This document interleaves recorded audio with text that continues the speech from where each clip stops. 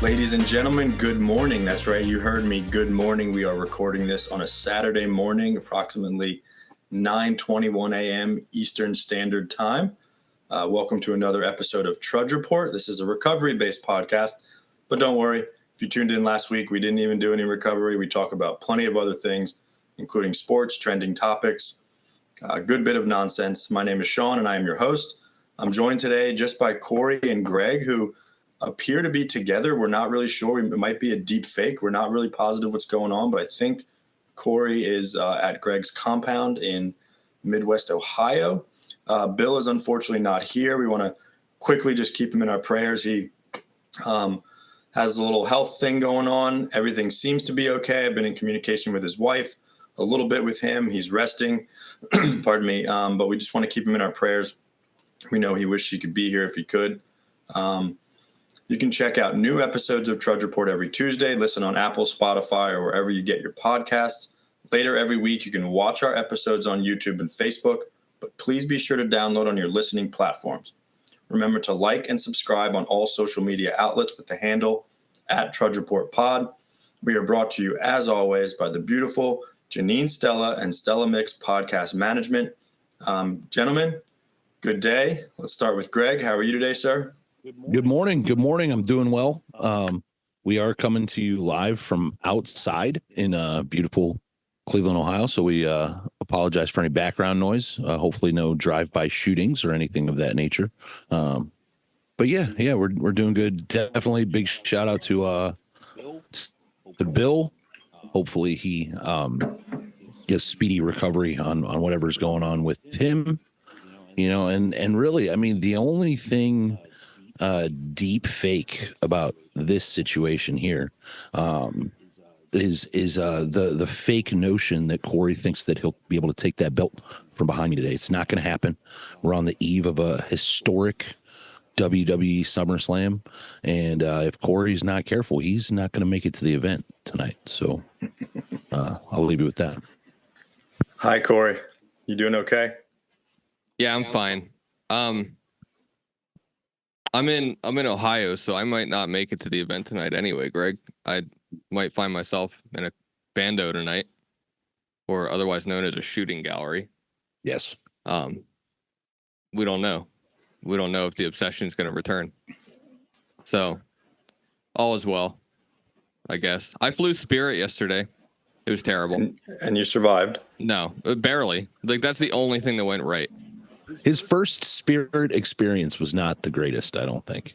No, it was awful. It was everything you'd expect. Oh, we got to delay you because there's a, what did they say? There's a valve that we had to replace. Oh, so you mean the aircraft's not working correctly? Big shocker there. All right, sure. Let's wait. And then it's like, okay, we have to wait about 20 more minutes now because we have about 4 planes ahead of us taking off. Listen, I've taken off plenty of times. It takes about 20 seconds to get in the air. What's the problem? Okay. Then we get, then they tell us the Wi-Fi is not working. So everybody that just paid for Wi-Fi, now they got to get refunds. Yeah, I mean, the only Which takes like 2 weeks, probably. Probably. The only thing that went well is we landed safely. So I guess that's all that counts. But that is the most important thing. Yeah, it was awful. Greg, should we tell them about our night last night though? Yes. Real quick. You can let it rip. Let it rip. That's what I wanted to know. Why? Wait. Can maybe first set the scene, or maybe this is going to set the scene. Corey, why are you in Ohio? You just traveled for the last 3 months, and now you're traveling again. Yeah, agreed. So some months ago, Greg and I and our buddies Kyle and Carm decided that we would attend WWE SummerSlam that is in Cleveland, and we're excited. We got a big card ahead of us. And so, yeah, we flew that rickety aircraft all the way to Cleveland to attend tonight. Did you fly with Carm and Kyle? I did. Do you think I'd be on real quick? Who sat in the middle? Which one of you guys went skiing? That's what I want to know. Yep. That was Carm. Yeah, checks out that rascally little sucker. Yeah, I wanted the window, and Kyle is a fan of the aisle, so that worked out I'm an aisle fan myself. Total Really? aisle. Yep. I gotta be a window guy, man. I Yeah, dude. gotta be able to stare just out that window. It's great. Quick exit if I need to. Little left leg or right leg, depending on what side I'm on. Stick it out a little bit, get a little stretch going. Oh, I'll stick it out. Yeah. I Listen, know you will. here's the deal. You might it might be Janine. considered bougie. I don't know. I'm not a first class kind of guy, but I will say the closest thing to what Spirit comes for first class is you pay a little extra for the big front seats, and that's what I do every single time. But that's their shtick. You pay a little extra for anything that's not the actual correct. That's all I bare buy. bones flight. I don't buy anything else. Your bags, everything you pay extra for. Yeah, I always just pack a carry-on, and then they tell me it's too big, and then I just shove that fucker in there real good, and yeah, so. But yeah, the big front seats where it's at. $5 sodas, my ass. So stupid. I don't think so. Our producer just asked if there's first class on Spirit. I doubt it. No, here's the thing. I just read an article the other day that they are upgrading they're going to try to upgrade some of their commercial aircraft to include it didn't say first class, it said what did it premium? Say, Sean? Like a premium type thing. So we'll see. Here's the deal. But listen, you pay for what you get. It's cheap as can be. My wife just flew Spirit to Pennsylvania. She paid $160 round trip, direct flight. Got the exact time she wanted. Yeah, you really can't. I mean, comparatively speaking, and I know that it was a much longer flight than my general usual flights to Florida or whatever, but I flew a couple years ago when we all went out to Seattle for a trip. I flew Alaska Airlines, which was delightful, by the way. I have to say, top-notch airline. My door did not pop off the aircraft during flight, so that's cool. Always good. But yeah, dude, it was $1,000 round trip to fly across the country. It was just wild, man. I'm overflying. My last excursion flying with the kids and my wife was Christmas 2 years ago. So not last Christmas, but the Christmas prior to that. We flew Southwest, and it was way more expensive than anything like Spirit, anything like that. But you get one check bag for all that stuff, and it was fine. Still a little expensive, probably I don't even remember exactly. I don't want to say the price, but that was the year that Southwest had, right around Christmas, had all those flight cancellations. Mm-hmm. And we couldn't get a flight back on any airline for 6 days after when we were supposed to come back. So we ended up renting a car, driving back to Florida, left at 10 p.m. at night. It was phenomenal. The kids slept. That was a couple of years ago, right? 2 Christmases ago. And we haven't flown since. My wife has by herself, but we went up there last October for our good buddy Brian's wedding. We drove. We rented a car. We drove. We leave at 10 p.m. at night. The kids sleep for most of the night, and then they have their iPads or whatever for those couple hours in the morning. With 2 of us driving, my wife and I, every 3 or 4 hours we switch. Delightful. So, yeah, any chance I get, I'm doing that. As long as I have a second driver. Southwest Airlines is what I refer to as the gauntlet, because you gotta get in there and get your seat. It's absolute madness and chaos on one of those. Talk about flights. SummerSlam, dude. Yeah. My God, they don't assign seats to anybody. They just say, you know what? Yeah, may the victor go the spoils, right? Go for it, bro. But they are now. They announced that they're getting rid of open seating. Oh, really? Yeah, because too many people got mauled and assaulted.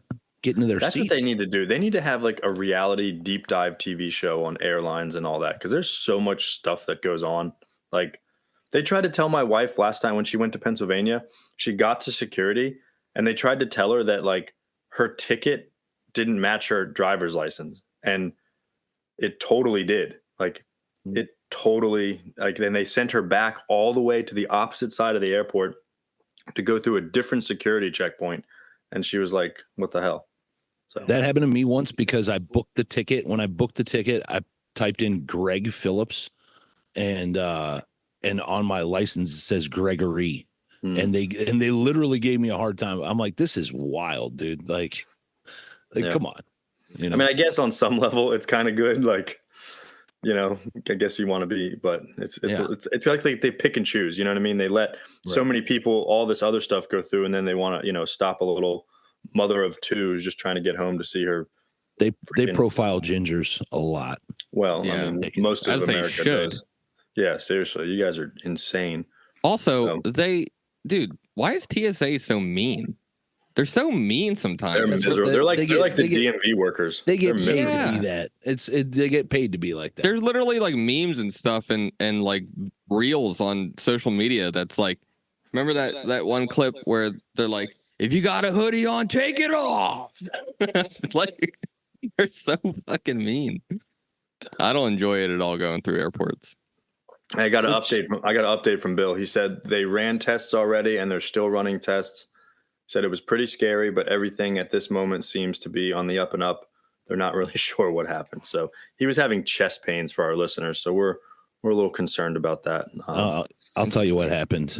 He's a hard. I accidentally sent Bill a bit of a provocative picture of myself last night. It was not intended for him. Got it.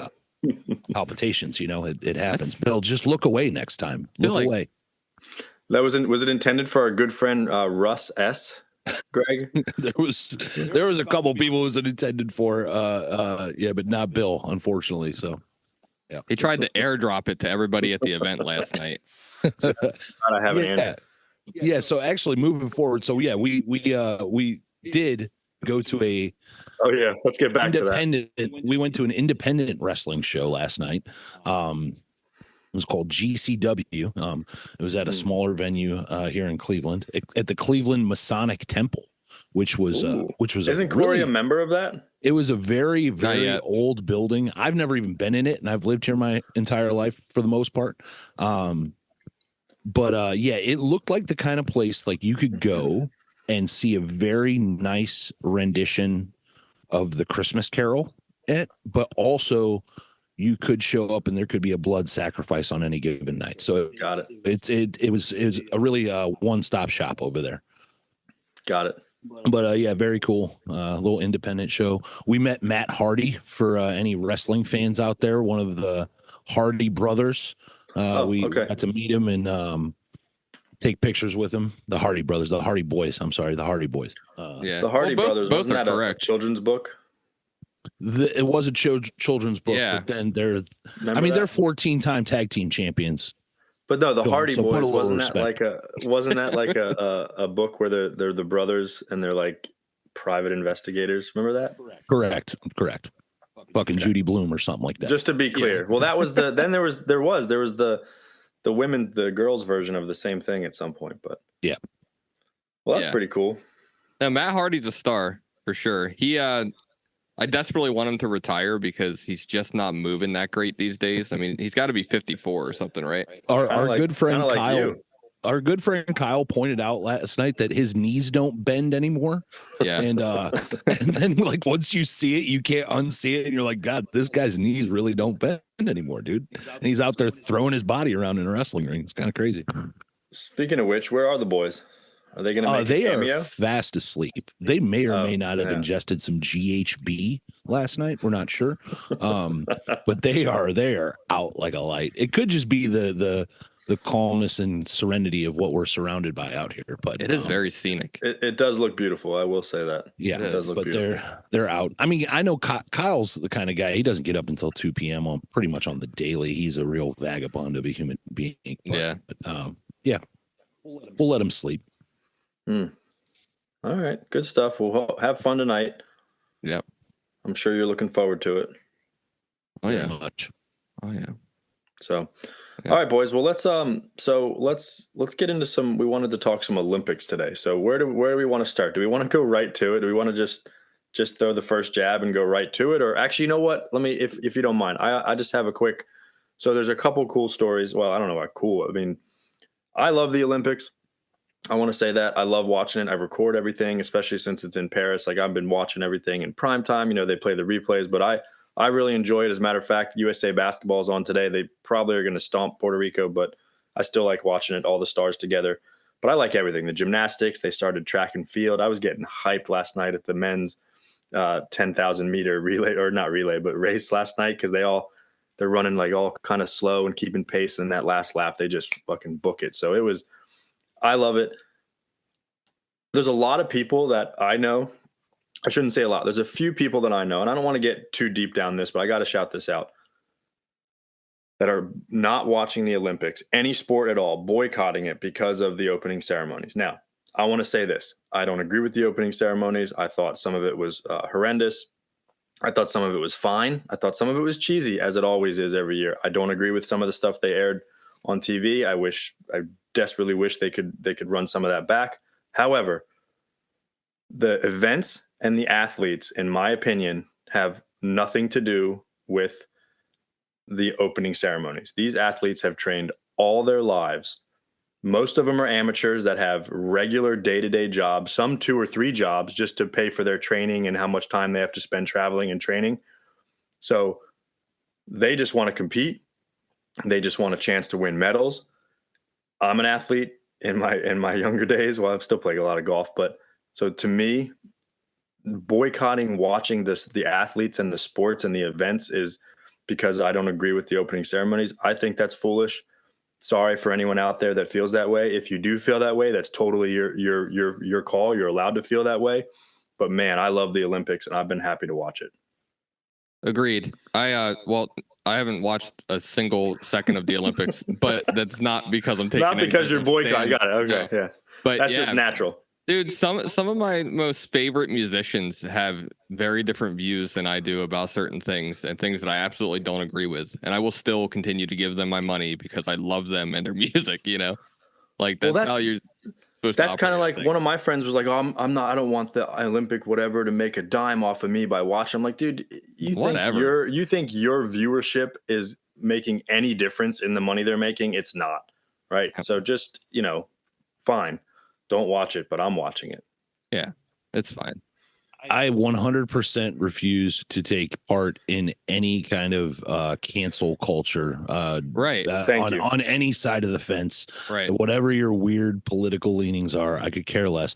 Listen, dude, the opening ceremonies, I mean, some of the most offensive stuff was how fucking long it was, like all the boats floating down the river, and then like 4 hours. And then what happened to just the guy running with the torch, passing it off to somebody else running with the torch? Why do we need this movie? Who filmed this movie of some ass clown in a hood just running around Paris? It was cheesy, it was schlocky. Yeah, the stuff about whatever painting that they were trying to mimic, whatever scene they were trying to mimic. I know I got a bunch of people.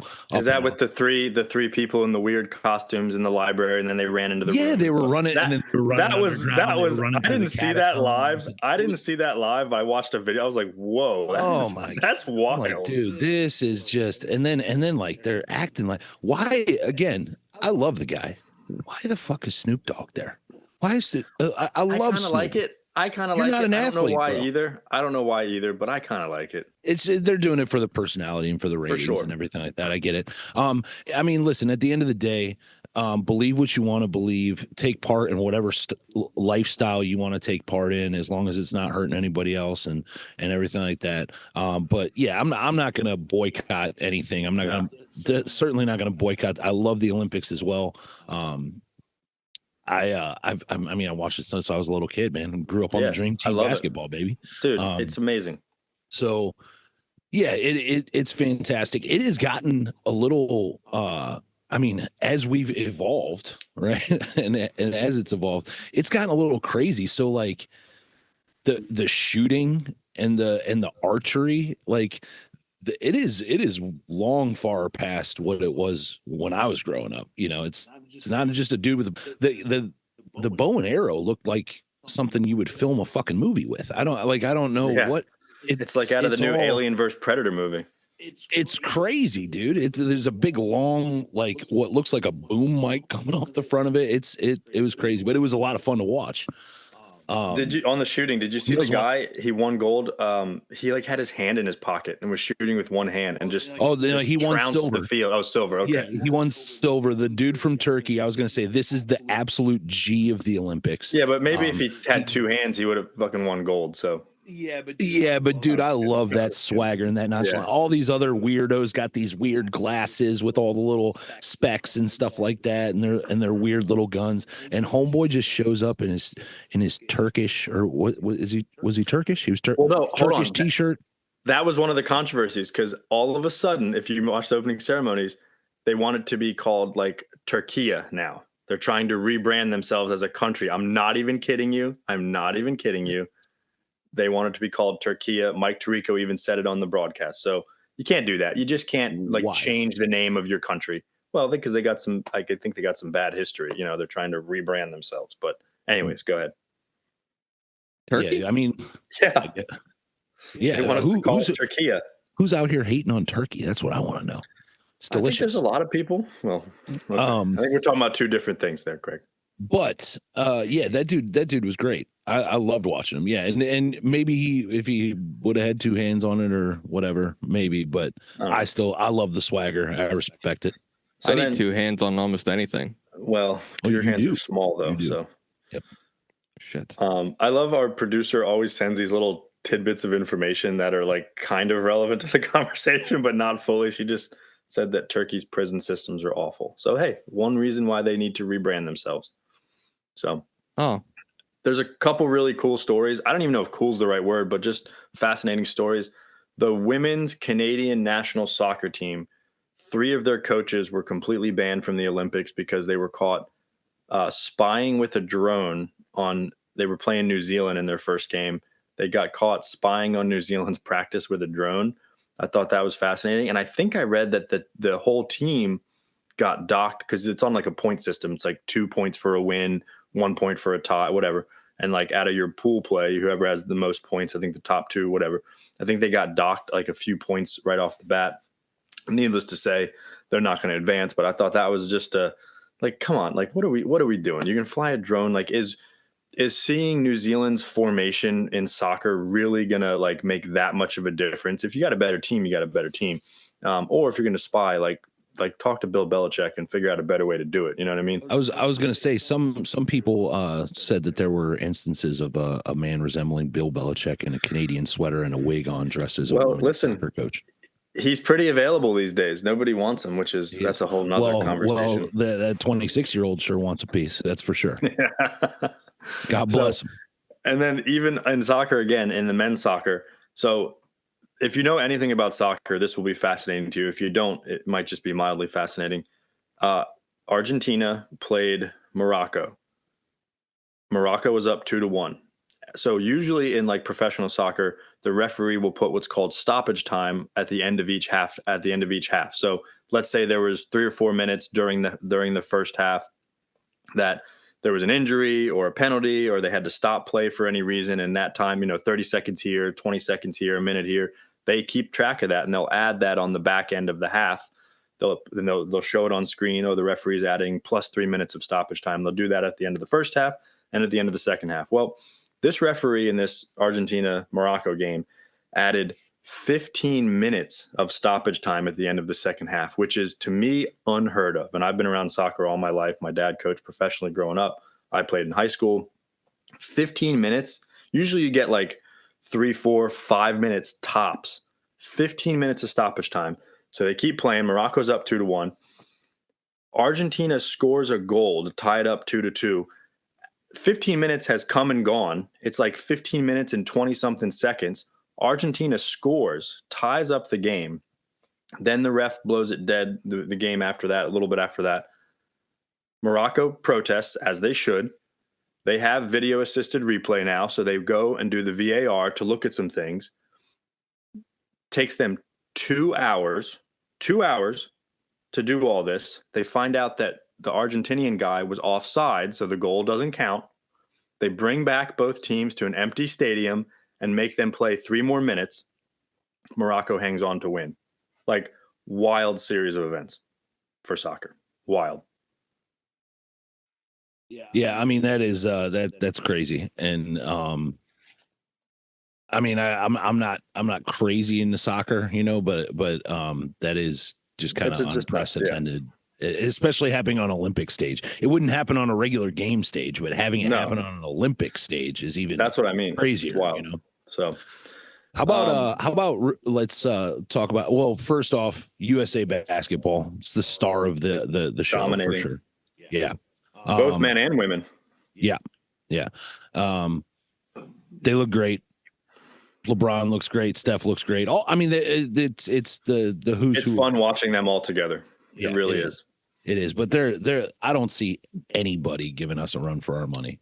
When you beat Serbia twice by 20 plus points, who's supposed to be like your number one contender. Well, they have one of the best players in the world playing for them. You know, I know that's a debatable, but Jokic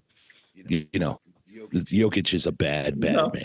I don't know. I don't think it's debatable that he's one of the best. I think you can make an argument that he is the best, but I think a lot of people would say he's easily one of the best. But it is fun watching them all together. And the women, same thing. The women have won gold like 8 Olympics in a row or something like that.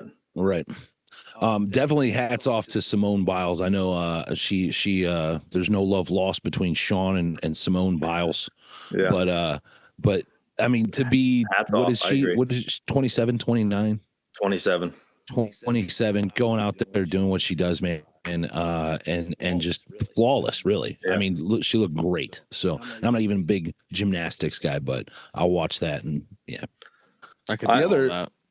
Yeah, I know you could, Corey. I love gymnastics. And to your point, I don't know how I feel. I have mixed emotions about what happened in Tokyo with her, but I agree. Shout her out. Phenomenal. And she kind of won almost easily. She kind of just because of the difficulty of her moves, she didn't even have to stick all the landings perfectly. And just because of how much difficulty she had, she was blowing people out of the water. So shout out to her. And to Suni Lee as well. Great story. Did you hear that whole story? How she got 2 different kidney infections? Yeah.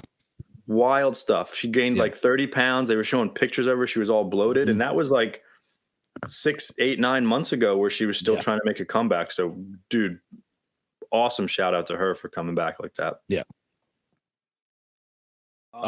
So we're gonna get into the big let's do it. Controversial. Let's rip it wide open. All right, I'll kick it off. I don't know much about either of these women. I do know that there is a huge amount of controversy concerning a boxing match that happened. I'm not even sure of their names right. I don't have their names right in front of me off the top of the head, but everybody is saying that a biological male was allowed to compete in boxing against a biological female. I think we as a podcast here, we try to stray far from the politics and the craziness of the world and everything like that. But we got to talk about this because this is just nuts. If in fact that was the case, that someone who of an opposite sex was allowed to compete on the world stage, not a national stage, we're not talking UFC here or World Championship Boxing. We're talking about the Olympics. That it's crazy to me, man. But yeah, I know Sean's got some actual academic sources on this. So yeah. So thank you, Greg. So it's her name or his name, I don't even know. Its name is Iman. If I'm pronouncing it, listen, you can get all over me in the mentions if I'm pronouncing this incorrectly. I'm going to do my best. Iman Khalif. She's a Hungarian boxer, and there was another one, an Oriental, Taiwan's Lin Yu Ting. I did that one pretty good, I think. So in the 2023 World Boxing Championships, the International Boxing Association, the IBA, disqualified or didn't let either of these men, I'll say it, fight. Didn't let either of these boxers fight, I'll say that. Because they couldn't go into specifics about how they run their test, but they failed the gender identity tests. And the president, who I don't have his name, but the president of the IBA went on record saying, basically, we're not going to tell you how we do our tests and what we test for exactly, but specifically said that Iman Khalif tested and has an X and a Y chromosome. So boys and girls, if we recall from our studies in school, X and a Y chromosome means that the good Lord made you a man at birth. 2 X's is female. Now, I don't know enough about genetics. I know that there are genetic anomalies. It would be pretty wild if this specific case was a genetic anomaly. Like the coincidence level on that would be through the roof. I know that you can take supplements to boost your testosterone, just like you can take supplements to boost up your estrogen. But I'm pretty sure you can't like just take enough stuff from Walmart and GNC that gives you either an extra X or a Y chromosome or back and forth. So if you were given X and Y at birth, or you tested with an X and a Y, I don't care how you feel, what you identify as, like you can identify as whatever you want out in the world when you're going out to dinner and going shopping and all that. But when it comes to stuff like Olympic sports where people literally train their whole lives to get an opportunity to fight for their country, we got to get this stuff right. We got to get the male and female thing right. Agreed. And again, if this person was born as a biological male, now there are, it's like you said, and I'm certainly no student of the human genome, but there are genetic anomalies for sure. However, what's the difference then? Like let's say, for argument's sake, that it was two biological females fighting in that ring, but one of those biological females has XY chromosomes for whatever reason, right? Does that not give a clear-cut biological advantage of that person over the biological female that has XX chromosomes, right? The answer is yes. Right. So if you have the male chromosome, that means that your body is naturally producing an excess amount of testosterone, right? I'm not talking about whether or not they got boobs. I'm not talking about what type of lady or male parts they got. I'm just talking about the hormones that are being produced within your body are giving you a distinct advantage. And there's a lot of people that want to nonsensically argue about that kind of stuff today, but it is absolutely just the difference in biology between men and women, right? That's why men are in certain, when we train up and when we get our bodies in good shape, we're able to do certain things that women can't. Now, women can do certain things that we can't either, right? Absolutely. So I feel like we complement. Well, they smell way better. Not across the board. Well, fair point. But yeah, so my whole thing is let's say they were two biological females, but the chromosomes were different, like you're saying. What is the difference between that and then, like, if I go to my local meathead at the gym and get a ton of D-ball and testosterone and everything else under the sun and shoot myself up with it, and I go try to compete in the Olympics, right? Like it's D-ball. Yeah, well, yeah.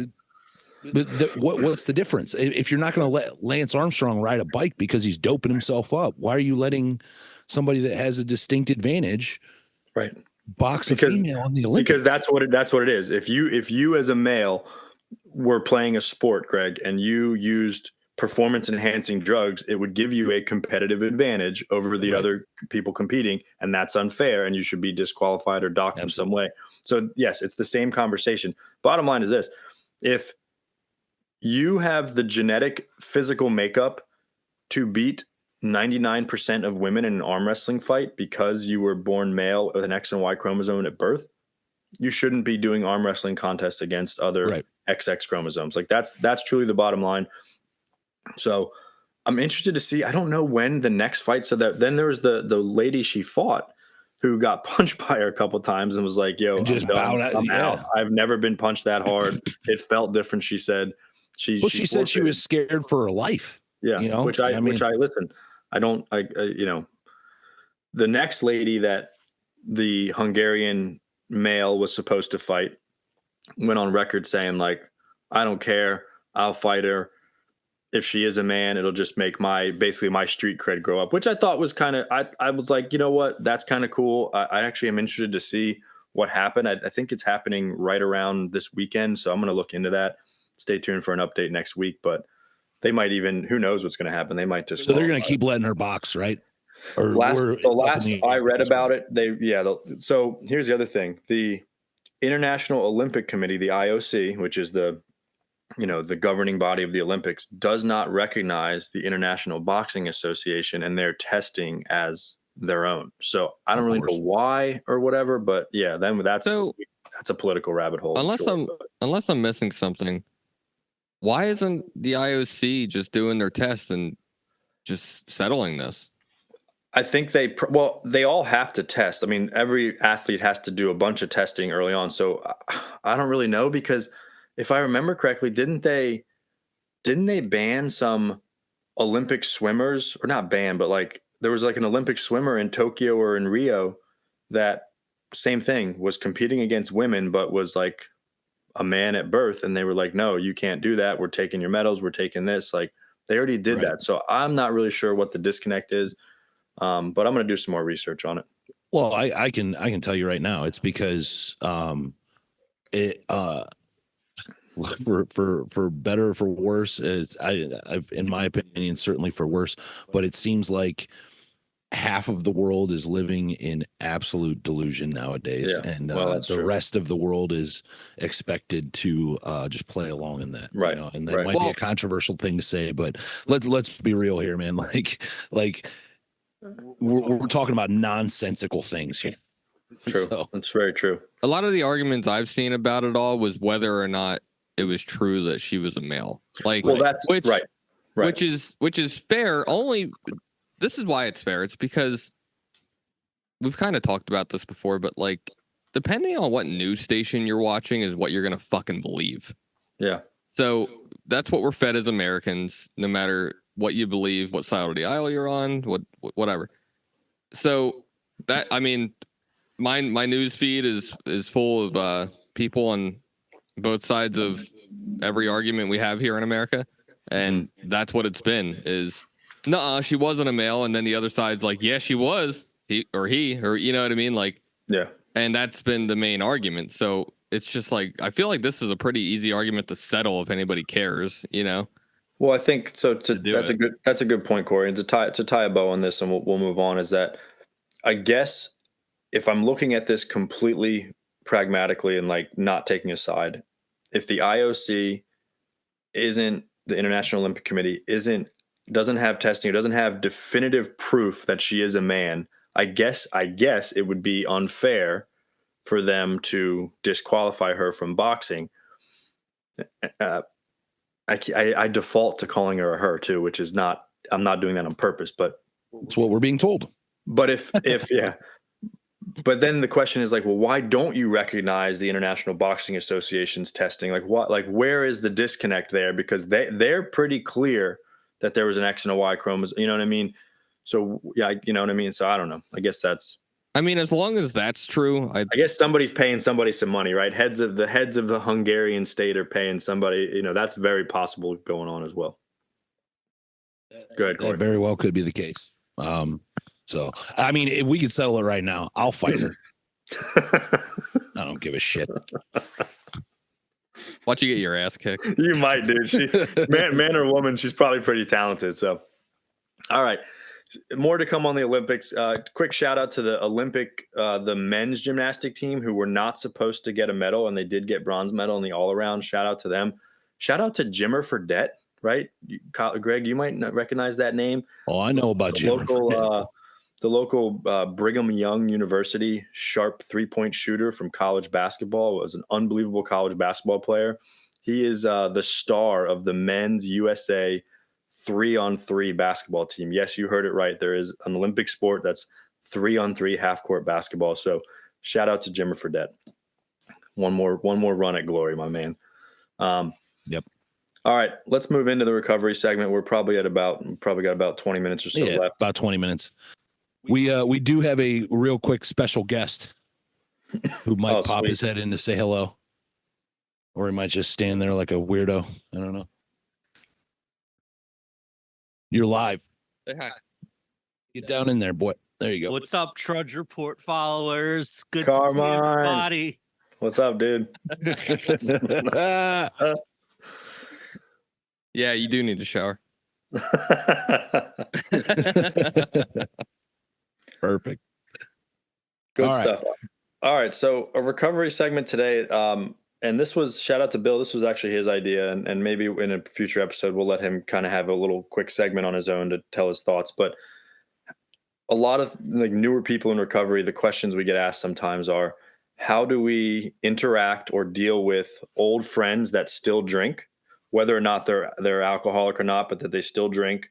Or let's say I make new friends in recovery and maybe some of them relapse and never get back. What do I do with them? How do I act around them? Do I communicate with them? What do I do? So I'll kick it off real quick, and then we'll go around the horn. So I have yet to run into any one of my old friends in recovery that have like come into the rooms of recovery. I've ran into a few old friends here and there, but I didn't get sober in the town I was living in where I did most of my damage. So I'm not far from it, but I haven't run into too many friends, like that. But there was a shout out to Lyle, RIP Lyle. He used to say that I'm not necessarily meant to mentor everyone that comes through the rooms of recovery, but what I can do, whether it's someone from my past or a new person, is I can be the first one up to shake their hand, get them a cup of coffee, and introduce them to some people. And he was specifically talking about that when if anyone from my past, right, so people I used to drink with or get high with, if they enter the rooms of recovery, I don't have to be scared of that. I don't have to, whatever the case may be, but I can be like the first person they see, a friendly face, hopefully a friendly face, depending on how my relationship ended, but shake their hand and get them off to a good start. I have had he's one of my best friends. I won't say his name, but we got sober in the same year, 2011 together. And we were brothers, man. He's the, very important man in my life. And I won't go into too much detail because people listening might know who I'm talking about. And I want to keep his anonymity, but absolute best friend of mine. He was a guy that I didn't know him in high school, but I totally would have just like sat in the back of the classroom with him and just goofed off the entire time. He was like one of those friends. And at about 5 years sober, he relapsed and he stayed out there for 3, 4, 5 years almost, and was a real, got really bad again for him. And he was supposed to be part of my wedding, and I couldn't have him be part of my wedding because he was just off the rails. And I've talked to him about all this stuff, but I didn't want to have, men stand next to me at my wedding that weren't of the same ideal, right, in the same similar spiritual condition as I was. And he was also MIA, so that helped. But that really affected me. And just like, he truly was like my best friend, and it was really hard seeing him go through that. And he would pop in every couple of years. I'd see him here and there. He tried getting sober. Fast forward the tape, he's, I want to say, coming up on 3 years of sobriety again, or at least two years. I just hung out with him last night, went to a meeting, and a bunch of us went out to dinner, and we sat next to each other, and it was like nothing had ever changed. And so I'm so happy he's back. So how do I deal with that? Well, he was kind of missing in action while he had relapsed. I would keep in touch with him from time to time. But every time he did show back up or pop in my life or call me, I absolutely took the call, and I would have done anything to help him. As a matter of fact, two of us that knew him, we tried to help get him into a halfway house at one point before he got sober again, and paid for a couple weeks. And, he didn't last, but I would do anything with that. So I don't know if I would act that way towards every single person, but he was someone that was super close to me. And I felt it on my heart that I had to do whatever I could do, to try to help him, even though I knew that he might not have been ready.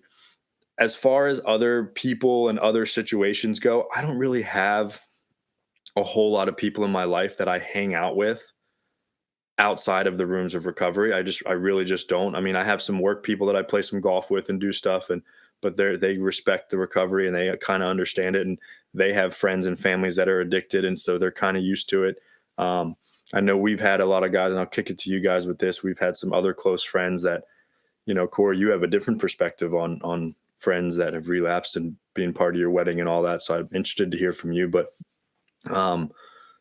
I think we do whatever we can. I'm spiritually fit enough in my own recovery that I know that I can go anywhere and do anything as long as I stay spiritually fit.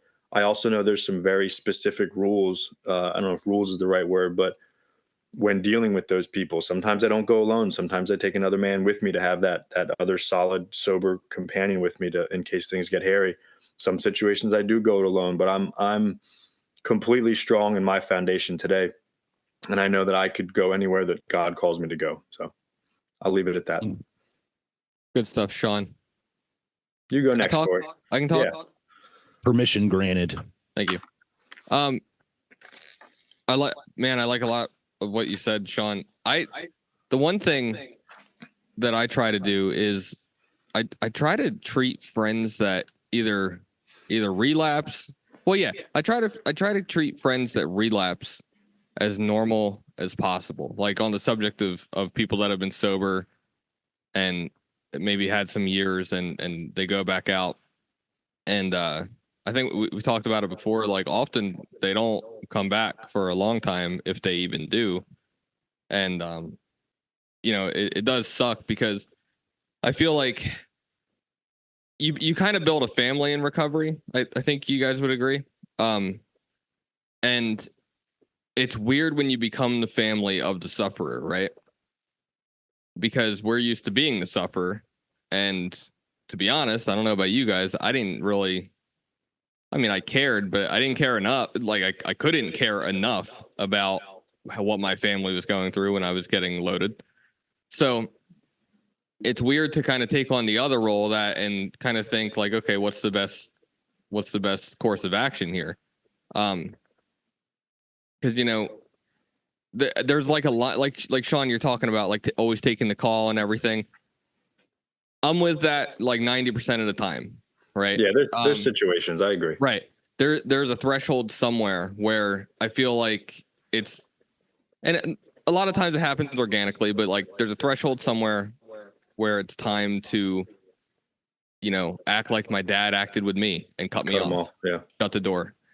Like, and it's that's what's weird for us, because for some people that I've known over the years, I don't actually want to say something so egotistical as like I'm the only avenue they know of recovery or something. Not like that, but like, but what if I am the only, example of recovery they're going to look at? Like, I want them to be able to reach out to me.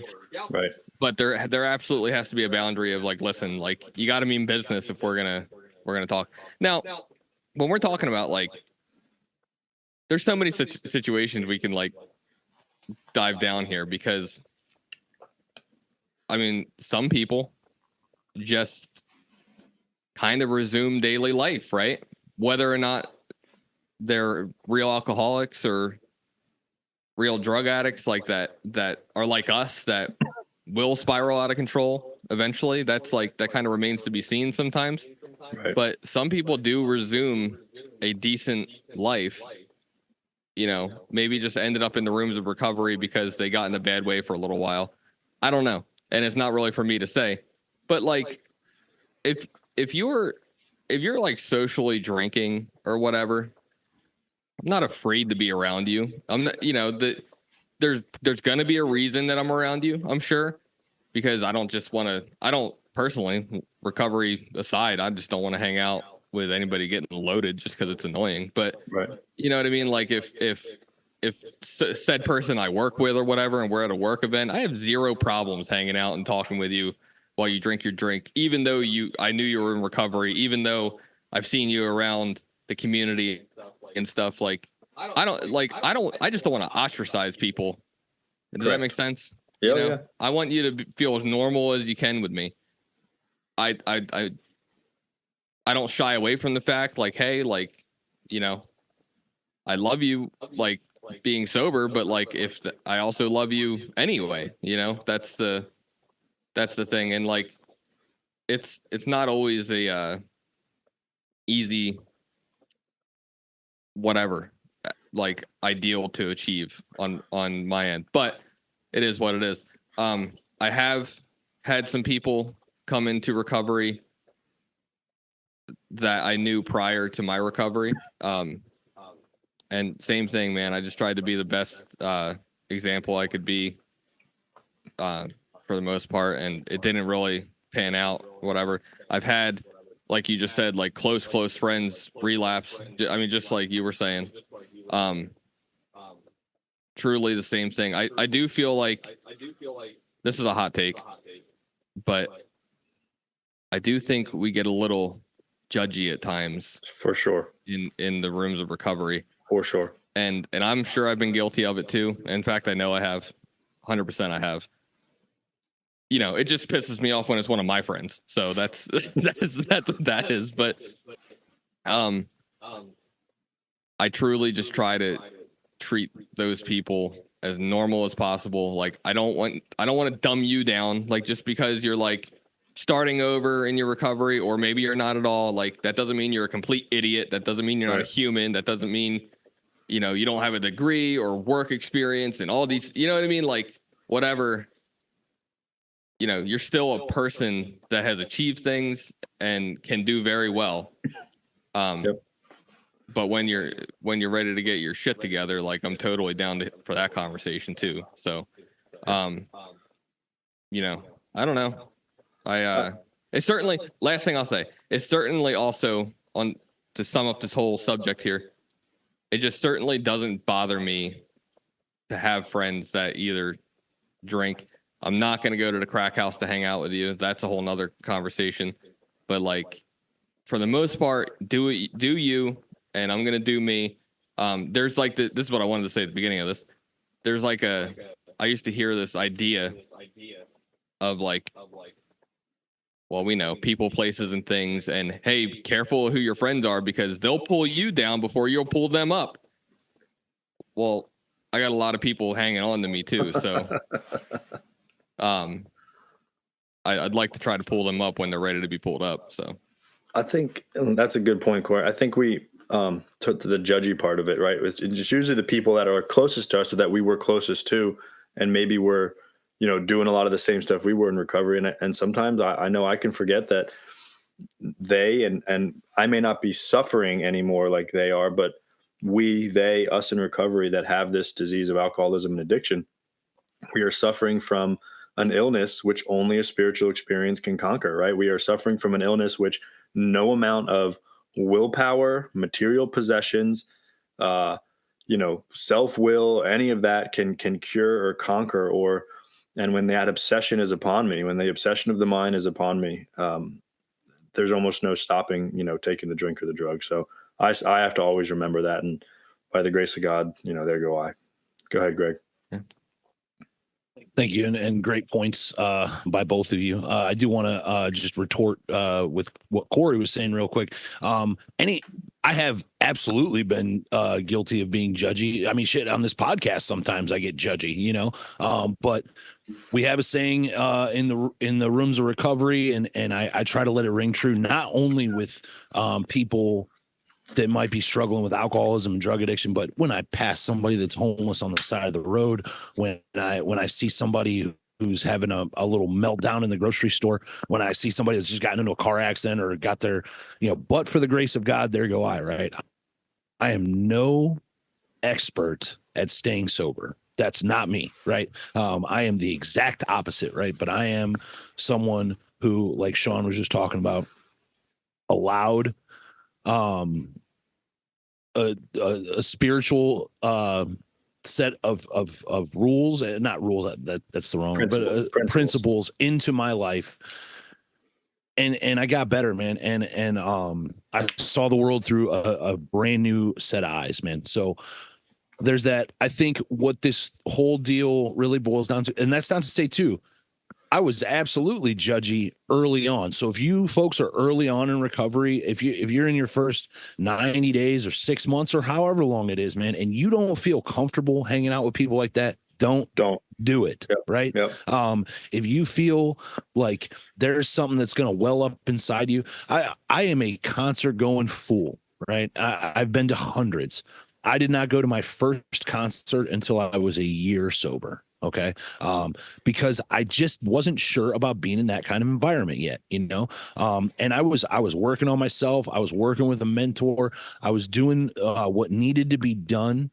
But it took that amount of time, you know, and it just was what it was. And then when I went and I saw how free and awesome and cool it could be sober, it was like, oh, awesome, you know. It was just another one of those many little milestones along the way where it's like, oh, this stuff works, right? The whole, again, the cliche saying, it works if you work it. It's absolutely true, right? But yeah, if you're early on, man, I also did not get sober where I used to run and get high at and whatever. But here's the thing: we're surrounded by, I mean, half the states now have legal weed where you can just go and buy it over the counter. Everybody's got legal alcohol. You can go buy that anywhere you want to. So I think the big distinction and difference here, and I'm not going to go too far down the rabbit hole here because there's a lot of information, but we're in the middle of, and have been for quite some time, a very heavy opioid epidemic in this country, right? And by the nature, if you look at the composition of opioids and what they do to the human body, right? Anybody can become addicted to opiates, right? And really, anyone. It doesn't take that long, right? Anyone out there, right? You don't have to be a drug addict and alcoholic. You don't have to have the genetic markers that those of us have. They talk about, and I don't know how real this number is or not, but they talk about only about 11% of the total population of people are actual real deal alcoholics and drug addicts, right? Those of us that can't control it. But yeah, it's kind of hard. And being somebody that worked in the treatment field for a little while and certainly spent a lot of time down in Florida where there are treatment hubs everywhere, and I know you guys see it as well, is what happens is you get a bunch of people, maybe mom and dad send them to rehab because they were concerned about them. Maybe that person brought themselves down to rehab because they just didn't know how to stop, right? And then they get a couple months under their belt, they're feeling good, they're feeling fine. And they go back out and they start drinking, you know, and that again, this is the kind of the crux of recovery is it's all you have to be honest with yourself, right? It doesn't matter what anybody else says and anybody else does. You have to look within yourself and be honest with yourself. And there's certainly a checklist of things, right, found in literature. And if you have a good mentor, a good solid foundation of people who will tell you about yourself and be honest with you, they'll tell you what those criteria are. For me, it boils down to oversimplify it. 1A and 1B, right? 1A is, can I drink or use drugs and control it? And 1B, can I enjoy myself while I'm doing those two things, right? And the answer for me was always no.